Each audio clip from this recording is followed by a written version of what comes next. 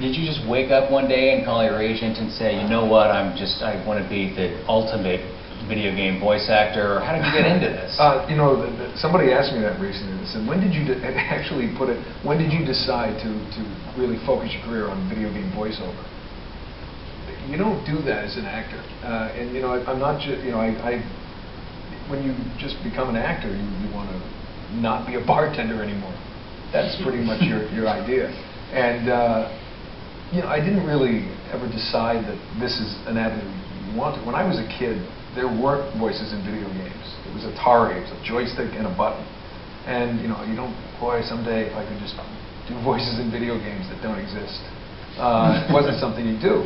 I had been on a television show in the States, and when it was euthanized by the network, we ended up, it was now time to find another job. I had a son, my wife, a son, another one on the way. And one of the guys I worked with introduced me to his voiceover agent, and her name's Pat Brady, and I gave her a demo and said, you know, well, can I do this? And my wife actually had been badgering me for years because I'm always goofing around with voices and accents and things, and eventually I got the tape to the agent, and she, started sending me out.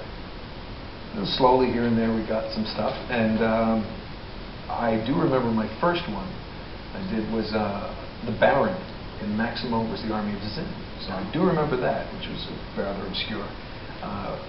But it's cool, too, because it was my first job, and it came with an action figure, which was pretty cool, action figure.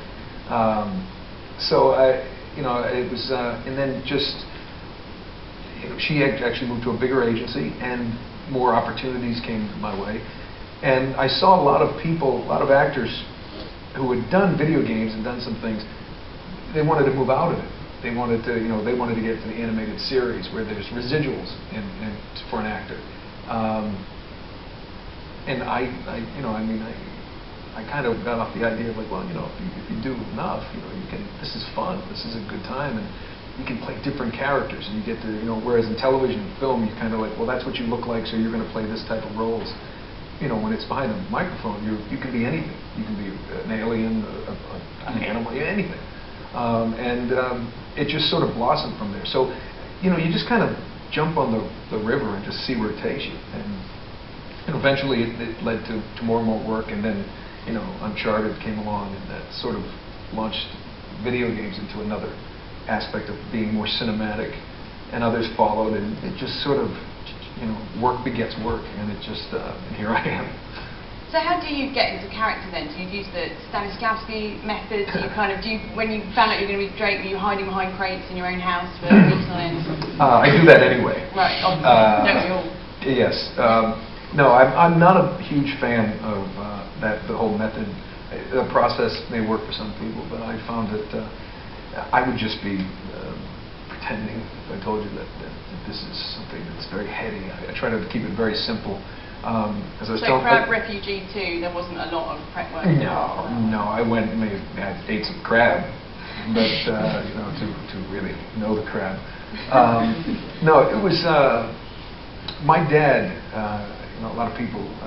This is my first visit to England, and I'm a self-described Anglophile. I mean, one of my favorite classes was we had a class in school that was British history and British literature taught by two teachers at the same time, and how the political climate at the time would affect the writers and over the history of it. And my dad grew up watching Doctor Who and Fawlty Towers and Monty Python, Benny Hill, and anything Alec Guinness was in was made you had to watch in my house. Just my dad's thing. And to your point, Alec Guinness always worked, they said, from the outside in. He would start with his costume, which is interesting. Apparently he did a Shakespearean play where you had to play somebody very weak and lecherous, and he ordered hose, like 2 or 3 sizes too big, so his legs would feel skinny, and he had that physical thing, much like somebody who may have to work with a limp would put a stone in their shoe. Actually have that. But I could go on forever. Olivier, greatest probably the greatest actor ever, possibly. And the famous Dustin Hoffman story, you know, my dear boy, why don't you just try acting, you know, rather than stay up all night to play that scene. It's just, it's make-believe. And I mean, I don't want to put down other people's process. Best actors are children. If you watch children just playing make-believe, imagination. And for a lot of the acting and voiceover where you're just behind a microphone, you have to, you know, put that imagination to work and picture yourself on that battlefield. And it's not hard. I mean, we all play guns as kids, cowboys, Indians, or whatever you have, aliens invading friends, you know. We all did that. And I watch my kids play Pirates of the Caribbean in the backyard. And, you know, if you say, hey, would you like a sandwich? He doesn't say, damn it, Dad, you broke my center. All right, back to zero, everyone. They don't do that. They're just playing. And this is professional playtime. And nowhere is it more evident than like a series like Uncharted, where we do the motion capture, performance capture, where it is your imagination, and you do have all your mates running around with you, and you're doing scenes with them. It's professional playtime. I don't want to make it sound too simple, but maybe I'm not that good. I don't know. It's just that's how I approach it. Well, I watched the Arkham City Penguin trailer recently, right? And it's, you know, it's funny to hear you talk about how it's fun and it's play, because it sounds like you're having fun playing that character. Right? So was that, how much of that is the director and how much of that is what you brought to that character of the Penguin, and how did you get into that role? Well, first of all, it's written brilliantly. And Rocksteady, people at Rocksteady, and I'm supposed to go visit them tomorrow. I can't wait, because I've never been to their office, and they're just great. And the idea of actually, you know, I went to see all of my half a dozen very close friends who were British, and I said, all right, listen, I'm going to run this by you. I grew up with British TV, and I think I got it, but, you know, and I said, but I don't want to bastardize your language, but I think I got it. And to be hired by a British developer, to do that accent and have them, you know, the only problem I had is some of my O's were too much from the northern England, like dun, it's not done. It's like, give me that gun. It's like, no, cut, take two, it's gone. You know, and Paz was on it right there. He's one of the producers. But it was great because, you know, to do that voice all the time, you know, I could just sit there and then, what are you gonna have? I mean, it was just like, you know, and I would sit in the chair like this because I have to embody the Batman. Yeah. And, you know, and you're doing this, and it's fun. You know, you're just in there and you're just having a good time. And, you know, every now and then you hear a syllable slip or something, we'd have to do it. But, I mean, it's the Penguin. He's got a bottle jammed in his face.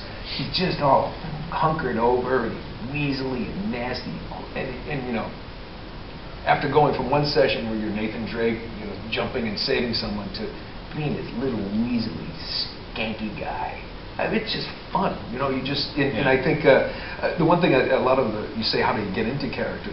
I never noticed I did this until a few directors started pointing it out, but I literally will physically, you know, sit in a chair, and I might get to, you know, they'll have to set the microphone here because you just kind of get that way. So maybe that's my little ode to Guinness, the actor, not the beer.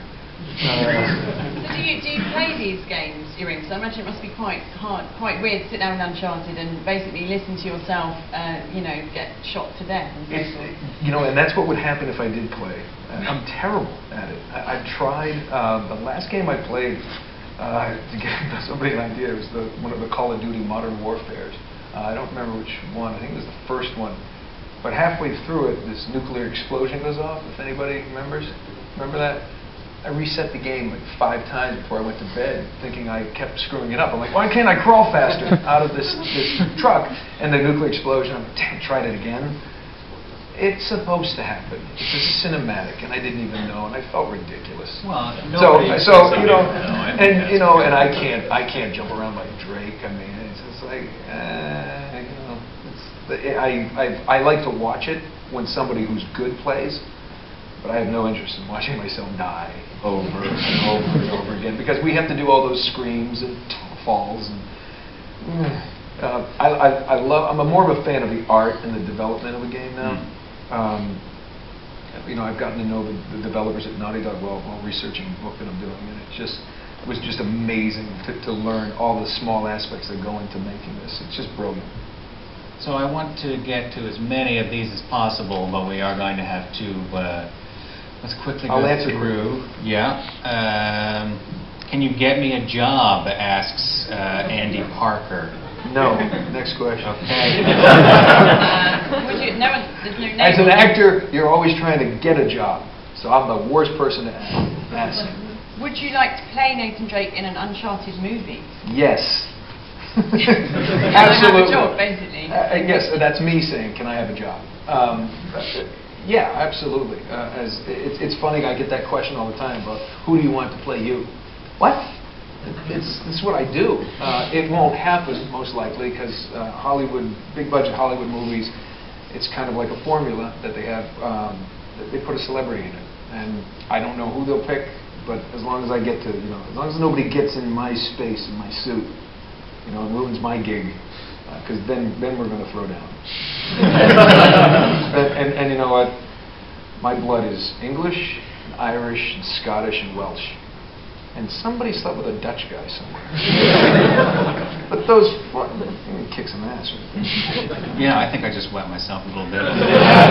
Nathan asks, obviously you've been in pretty much every game made recently, but is there a particular game you weren't involved in and wish you had been? That's a really good question. There are a few. There's a few for different reasons. Gears of War. I saw a friend of mine playing that, and a couple of my good friends are John DiMaggio is one of the main characters in that. And he's a good friend, and we have, like, they literally need to separate us because we're laughing too hard and we're ruining stuff. And it's some of those projects that people are in. I really was a big fan of Arkham Asylum. I just thought it was colorful and great, and I thought Mark Hamill was ridiculously good. And I've worked with those developers before, and I thought, oh, that'd be great, and that came true. So I got to work and got a great character for that. Yeah, if I had Gears was great. There's so many good things, but it's a lot of times it's for different reasons. It might be like a director who's doing a game that I like or something like that. I'm a fan of gaming. I'm not a gamer, but I'm a fan of gaming. So it's like different developers that you see who do really interesting stuff. I think like the LA Noire. I thought that was really interesting, not because of the technology they used, but because of the time period. I thought that was a really interesting thing that they did. Period piece type thing. Here's a question from, I think it's Gray. If it's not Gray, he's got terrible handwriting. What has been your most favourite moment in your voice acting career? Favorite moment? Oh, that's a really good question. Oh, wow. You know what? Can we get back to that one? I got to think about that just a second. I can actually think. Yeah, we can edit all this out. You can think for an hour, and we'll make it look like you're a genius. I'm a genius. My favorite moment was flying upper class to London to come here. My God. Didn't even have to look. Well, this one might be slightly easier. What's your favourite biscuit? Favorite biscuit? I think What? the Oreo. The Oreo is fantastic. Is that a biscuit? Is it Oreo a biscuit? Oreo. Everybody's glaring at me. We right don't even know what an Oreo is. He's from New We don't York. even have We're not all like that. The Oreo's it's a fantastic biscuit. Or in the words of Eddie Izzard, got Jammy Dodgers. Jammy Dodgers. I think you're stretching the bound of biscuit. I think. No, Jammy Dodgers. Jammy Dodgers, raspberry biscuit. Oh, I thought we were still talking about Oreos. Oreos are good biscuits too. All right, fair enough. You're the guest. Do you know what a Jaffa cake is? Do you know what a Jaffa cake is? I think I just did over. Well, there's a big debate whether a Jaffa cake is a cake or a biscuit. You think the clue is in the I don't name. know what Jaffa cake is. That like a Fig Newton, which is neither cake nor biscuit? Well, this Roll. is it. Let's not get into it now because we will be here for hours. I don't know. Well, This guy said it's a cake, and he's pretty excited about it. Cake? I'm with you. It's a cake because they're VAT free. All right. see, that's right. I wasn't going to go down. Now we have to Yeah, okay. You know what? Here's the short answer. My favorite biscuit is the next biscuit. You should write your own script. What advice would you give to someone interested in a career in voice acting? You better love it. Don't do it to be famous or make a ton of money, because you know it's. But go for it. I mean, I think the best answer is if it's your passion, go for it. I was actually a television reporter for a year. I went to graduate school in Boston and became a television reporter in New Jersey, New York area, and did it for a year and was ready to cut my own head off or quit. And I just couldn't do it. Yeah, I just quit. I'd rather be broke and happy than have any form of a paycheck. And it was the best decision I ever made, because that's just, and I was 24, 25 at the time when I just quit. My mother wanted to kill me, but she's paying for it now. I was right, she was wrong, and that's sweet. All right, last one, Nolan. Since favorite character was tough, do you have any favorite lines of dialogue that you still remember that kind of stuck with you from any of the games that you've done? Oh, I'm sure Kitty Got Wet. Nobody knows what that is. Are they looking at me right now? No, we actually had a question about Katie Got Wet, and it was... Katie Got Wet, Yeah. just for people who are looking at me like I'm insane, you're all, shame on you what you're thinking. It's a clean story. It's playing Wii tennis with my 8-year-old son, and some of you may know this story. In the first Uncharted, Drake's Fortune, there was a time where we were chasing a picture, and I just kind of ad-libbed this one thing where he did this big kick move, and I said, "I will kick you to sleep." And everybody loved it, and that was like this, quote of the game. So when we were doing Uncharted 2, they said, "Well, what's going to be the big quote?" I was like, "Oh, I'm thinking of it." And, oh no! Now the pressure. I didn't know I was expected to come up with another one. I usually one good one, and that's it.